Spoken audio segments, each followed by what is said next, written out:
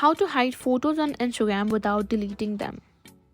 Have you ever posted a photo on Instagram but later decided you don't want it visible on your profile anymore without actually deleting it?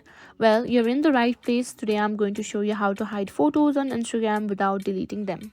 First things first, open your Instagram app and make sure you're logged into your account. Once you're logged into your account, go to your profile by tapping on your profile picture in the bottom right corner of the screen. Now, find the photo you want to hide. Tap on it to open the full image. Now, simply tap on the three dots in the top right corner. From there, simply select Archive. Once you archive the photo, it will be moved to your archive section, so it's hidden from your followers. To access your archive photos, just tap on the three horizontal lines at the top of the screen and go to Archive. Here you can find Stories Archive and Post Archive over here.